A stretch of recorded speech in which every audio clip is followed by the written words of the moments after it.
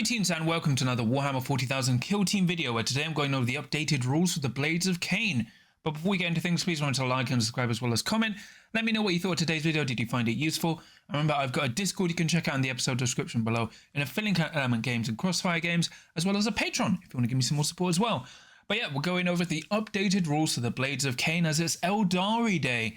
So I'm going over the rules as you can find out for free on warhammercommunity.com as well as on the Kill Team app. So let's get on with things. For the roster, you have Seek and Destroy as your core archetype, and then you can either, based on the most popular aspect you have, take either Security if it's Dire Avengers, Recon if it's Howling Banshees, or Infiltration if it's Striking Scorpions, and these are unchanged. I would personally prefer if you have taken at least one of those aspects, then you can pick one. I think that would be a fair trade-off considering how tough this team is, but that's unchanged. Then you are still an 8 operative kill team, so you have a leader, which is one of the 3 different Exarchs you can take. So you can either take a Dire Avenger Exarch with Shrieking Catapult and Fists, Twin Shrieking Catapults, a Dire Sword or Power Weapon, and then either a Shrieking Pistol or Shimmer Shield. Then you got the Howling Banshee Exarch. You can either have Mirror Swords, Executioner, Power Weapon, Triskelly, or Triskelly and Power Weapon. Then you've got a Striking Scorpion Exarch, who can have a Biting Blade, Scorpion's Claw and Chainsword, or Twin Shrieking Pistols and Twin Chainswords. These are all unchanged. And then you've got 7 different warriors you can take, which can be either Dire Avenger Warriors, Howling Banshee Warriors, or Striking Scorpion Warriors, which is all unchanged. But you do have to remember, if you're buying the core Kill Team box of Blades of Khaine, it just comes with 10 Striking Scorpions, so you will need to buy more boxes of other aspects if you want to build a full team, which makes this a very pricey kill team to invest in, but all of this is unchanged. For faction rules, you have aspect techniques, so each aspect technique is in a category. Dire Avengers, Howling Banshee, and Striking Scorpion. Each aspect technique can only be used with a friendly operative that has the matching aspect keyword, and each will specify when it can be used and what its effects are. In addition, you cannot use more than one aspect technique per activation or counteraction. You cannot use each aspect technique more than once per turning point. If every friendly operative selected for deployment has the same aspect keyword, you cannot use each aspect technique more than twice per turning point instead of one. So this is all unchanged, completely the same as it was in 3rd edition or 2nd edition. For the Dire Avenger aspect techniques, you've got the Slicing Hurricane. So use this aspect technique when a friendly Dire Avenger is performing the reposition action. That operative can perform the shoot action during that action. It must do so in a location it can be placed, and any remaining move distance it had from that reposition action can be used after.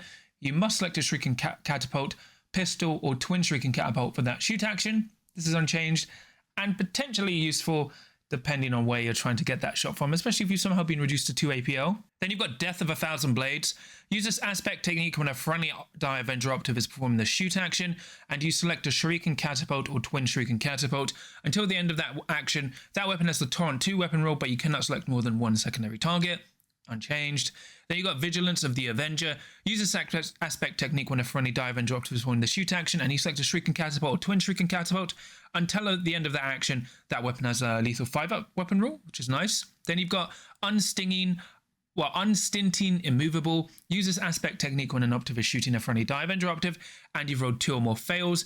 You can discard one of them to retain the other as a normal success. All right.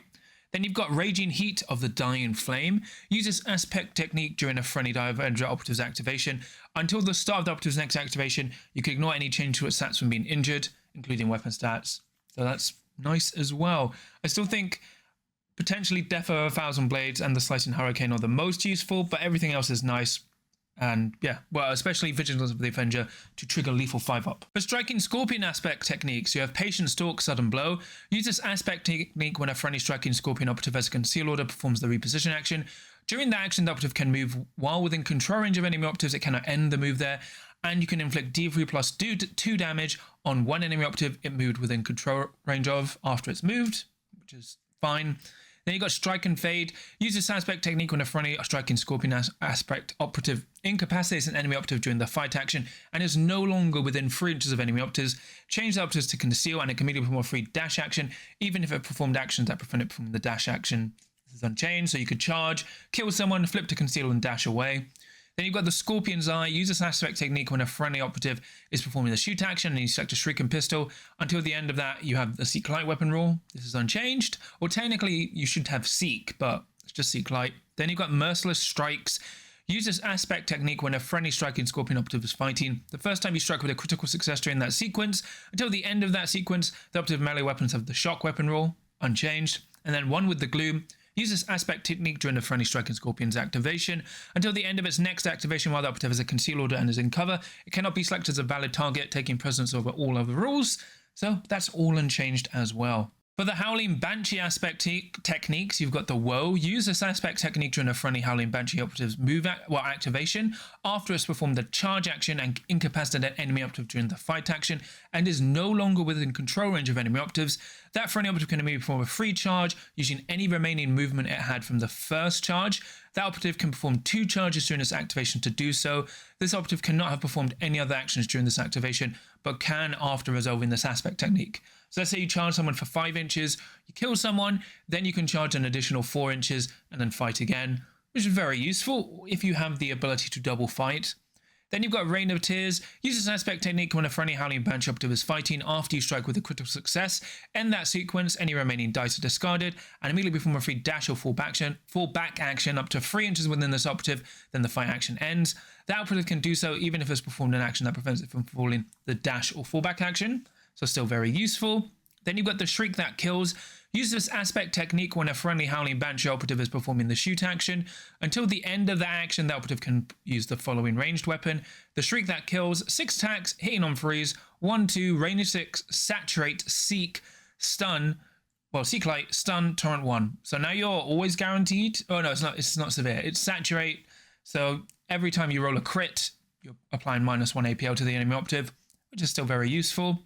Then you've got Acrobatic. Use this aspect technique when a friendly Howling Banshee operative performs action which it moves. Until the end of the action, you can ignore vertical distance when it drops and climbs. You can move through enemy operatives and move within control range of them, and during that charge action can leave control range, but still must end the move following the normal requirements, and cannot move more than its move stat if it's the charge action. So this is unchanged, but now you can charge 7 inches instead of before where you could only charge and move 6 inches, but you don't get to charge fly 9 inches, so it's actually a little bit better. Then you've got the Scream That Steals. Use this aspect technique when a friendly Howling Banshee operative is fighting or retaliating. At the start of the roll of attack dice step, you can resolve one of your successes before the normal order. If you do, it must be used to block. This is unchanged as well, so you can either charge and then double parry, or like block and then strike, or if someone charges you, you can then block first, which is still really useful. For strategy ploys, you have Forewarned. Whenever an operative is shooting a friendly Blades of Khaine operative, you can reroll any of your defense dice results of 1, which is nice.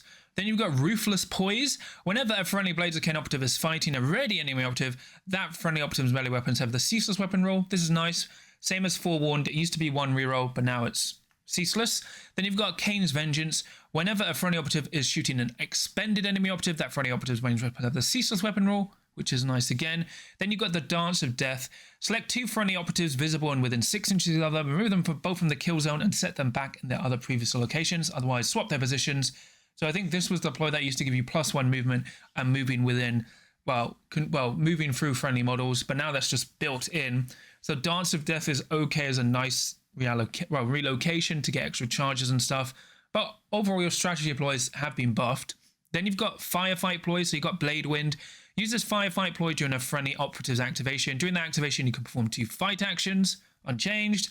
Starfall is the same, but allows you to do 2 shoot actions, so that's unchanged. Then you've got Fading Light. Use this Firefight ploy during a friendly operative's activation. During the activation, you can perform the fallback action for 1 less AP, which is nice. And then you've got Contempt. Use this Firefight ploy when a Blades of Khaine operative is retaliating or an enemy operative is shooting it after your opponent rolls their attack dice, but before rerolls. Until the end of that sequence, your opponent cannot reroll their attack dice. If your opponent declared the use of any Firefight ploys during that sequence that allow them to reroll, that ploy is cancelled and the CP spent on it is refunded. This is still really, really powerful. It's kind of like a gotcha. So you go like, your opponent rolls okay or badly, and then you go, do I want to stop it? And then your opponent goes, I'm going to spend the CP to reroll this. You can go like, nope, Contempt, stop. So it's very, very powerful. It really punishes your opponent when they roll badly or when they're trying to fish for a kill. So very, very useful. For operatives, you have your Dire Avenger Exarch, who has 3 APL, a 7-inch move, 3 up save, and 9 wounds. These are the standard profiles for your Exarch. Everyone else has a 4 up save and 8 wounds. So you have the Shrieking Catapult, which is 4 attacks, hitting on freeze, 3-4 rending. The Shrieking Pistol, which is the same but only range 8. Then you've got the Twin Shrieking Catapult, which is 4 attacks, hitting on freeze, 3-4, ceaseless rending. It's finally gone back to 3-4. It used to be 3-3, so the Twin Shrieking Catapult has been buffed. Then you've got the Dire Sword, which has 5 attacks, hitting on freeze, 4-5, lethal 5 up rending. Fists, which are 4 attacks, hitting on freeze, 2-4. Gun butts, which are 3 attacks, hitting on 4s, 2-3. And then you've got power weapons, which are 5 attacks, hitting on freeze, 4-6, lethal 5 up. So you can give it the combination as you saw on your roster. But I'm a big fan of Twin Shrieking Catapults, especially how they are now technically buffed. It's a very solid option. You've got defense tactics. So whenever this operative contests an objective marker or one of your mission markers, or whenever it's shooting an enemy operative that does the same, this operative has the accurate 1 weapon rule, which is awesome. And then as an Exarch, it can perform 2 fight actions or 2 shoot actions during its activation. And then if you take the Shimmer Shield, whenever an operative is shooting a friendly operative that's visible and within 2 inches of operative, ignore the piercing weapon rule.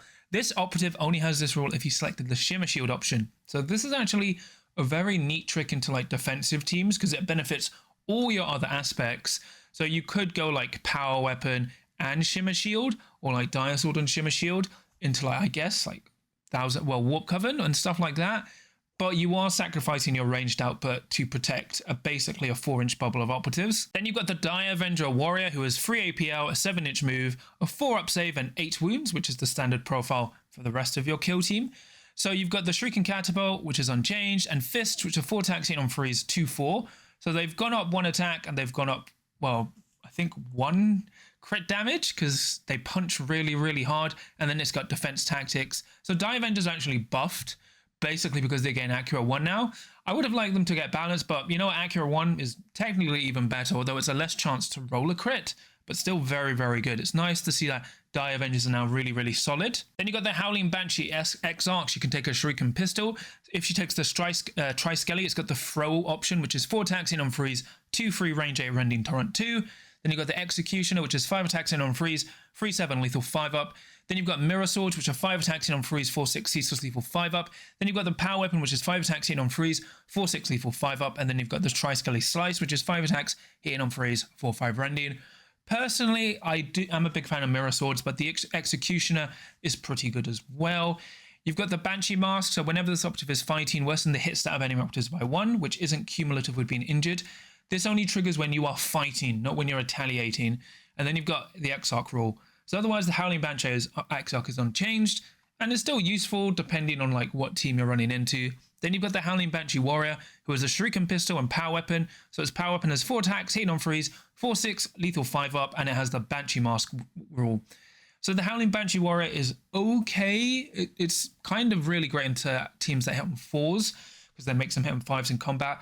But you're usually taking Banshees now if you want to unlock Recon, because remember, most of your kill team would need to be like, if you took 2 Dire Avengers, 3 Striking Scorpions, and 3 Banshees, then you could pick Recon to get one of as your attack up archetype.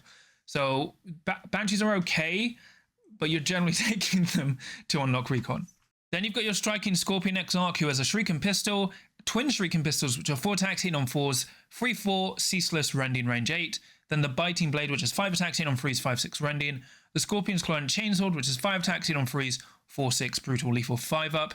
Twin Chainswords, which are 5 attacks hitting on freeze, 4-5 ceaseless rending. It's got the Mandy Blaster's ability, so whenever this operative performs a fight action at the start of the roll attack dice step, you can use this rule. If you do so, inflict 2 damage on the enemy operative in that sequence. So once again, this is effectively unchanged. Every time you fight, you would do 2 damage at the start of the roll attack dice step. And then you've got the Exarch ability, which is unchanged. So usually I'm a big fan of the Biting Blade, but the Scorpion's Claw is good because it's got lethal 5 up and brutal. Although if you want ceaseless, the Twin Chainsword is nice as well because it all sounds relentless. So Exarch is still very good. Then you've got your Warrior, who has a Shrieking Pistol and Chainsword. The Chainsword does 4 attacks, hitting on freeze, 4-5 rending, and has the Mandy Blaster's rule. Striking Scorpions are fine. I'll get onto what I would like to happen to them later. But unfortunately, Banshees are just better than them. Striking Scorpions have niche uses, like they're better into 7 wound teams. But because they don't have the free up save that they thematically should, and they don't have the attacks that they would, Banshees kind of are a bit better, but sometimes you go heavy striking Scorpions to get like double of their Exarch, well, aspect techniques, because they have really good aspect techniques. Then for faction equipment, you've got Rune of Prophecy. Once per battle after rolling to the side initiative, you can add D3 or subtract D3 from your result. This has actually been buffed, so you can now change it more, which is really useful. Then you've got Rune of Shielding. Once per battle, when an attack dice inflicts normal damage on an operative, you can ignore that inflicted damage. This is just a scratch now, which is still useful, but a little bit worse. Then you've got Rune of Foresight. When this equipment is revealed, roll 1d3. In the strategy phase of the turning point equal to the result, you gain 1 additional CP. This is the one I actually like the most for the extra CP equipment, because now you know when you're going to get that command point. So you're ideally hoping it for turning point 1 or 2. And it's unfortunate if you get turning point 3, but you're always guaranteed this extra command point. So you always take Rune of Foresight. And then you've got the Wraithbone Talisman. So once per turning point, when a friendly operative is shooting, fighting, or retaliating, if you roll 2 or more fails, you can discard one as another, or to retain the other as a normal success instead. So oddly, I think you take all of these. There may be some situations where you drop the Wraithbone Talisman for like smokes, but because of your striking Scorpion aspect techniques, you can kind of just move up with striking Scorpions, like one having super conceal per turning point. But it's really interesting as their equipment still remains really solid. Then for Operative Selection, unfortunately this kill team is horrible to collect and build. You could theoretically play a one-box team of just 10 striking Scorpions to build from, which would give you 8 Operatives of striking Scorpions. And there are actually situations where you want to go 8 striking Scorpions to have double of their aspect techniques, but unfortunately that is a very horrible build. Ideally, you want to have one of each Exarch, so you would need the Die Avenger Exarch with Shrieking Catapults, or Twin Shrieking Catapults. Then the Howling Banshee Exarch, all of its weapon profile is actually very useful. So one thing I did, I have a lot of Exarchs because I'm a crazy Aeldari player. So for one of my 3 Howling Banshee Exarchs, I've modeled them with the Executioner and the Triskelly. So then I can either choose it as Power Weapon and Triskelly, or just Executioner. And then she's got a holstered Shuriken pistol. That gets around it. But depending on what operative you're fighting, like the Executioner is great into 7 wound teams, because on a 5-up, you just kill someone immediately. Then the Striking Scorpion Exarch, you generally like the Biting Blade and the Scorpion's Claw, but the Twin Chainsword is good as well, although you can only build 2 Exarchs in one box. So if you didn't want to eBay to build a 3rd Exarch, I'd probably just build the Biting Blade and Claw and Chainsword, because if you're going for that relentless stuff, you could just go with the Howling Banshee Exarch. And then I actually like 1 to 2 Die Avengers. Die Avengers are actually a lot better now, and there are situations where you can actually reliably go 7 Die Avengers and have 7 Die Avengers with a Die Avenger Exarch and have a good time. And there are instances where you actually want to go 8 Howling Banshees. And this is where the problem comes, because technically that means you need a box of Striking Scorpions, 2 boxes of Die Avengers, and 2 boxes of Howling Banshees, which makes this team incredibly expensive. And you're just playing okay. Like, Die Avengers are actually really good into elite teams as well, like Die Avengers and Howling Banshees, because you can just have Die Avengers like plinking and chipping away Marines, and then having the Howling Banshees finishing them off. So actually, if you're going into elites, I would probably go maybe 1 Striking Scorpion to move up safely up the board to capture objectives, and then probably 3 Die Avengers, and then 2 Howling Banshees with Howling Banshee Exarch. And then into most other teams, like if you're going into Horde teams, you can actually probably go 2 Die Avengers, 3 Howling Banshees, and then like 2 Striking Scorpions with a Striking Scorpion Exarch, or swapping around the Exarch as you see fit. So either taking like 2 Banshees and a Howling Banshee Exarch, and then like 3 Striking Scorpions. This is the unfortunate situation the kill team is in. It's a very honest kill team now, but it's just, it's weird. They, especially into elites are like horrible for this team, and Striking Scorpions effectively do nothing to it unless you're just rolling hot with crits, which isn't really reliable tactic, I'm afraid. But that's how I would advise collecting and building the team. So for the Blades of Khaine overview, they are unfortunately not in a good spot. While Die Avengers have finally been buffed to actually be very useful when they were just useful before, the rest of the team sucks, I'm afraid, because everyone has been buffed around you. You don't do enough damage, you don't have enough attacks, and you are too frail for where the game is. It was a problem at the end of last edition, and it's been exacerbated now. What I would recommend, like, I hope this is what Games Workshop does.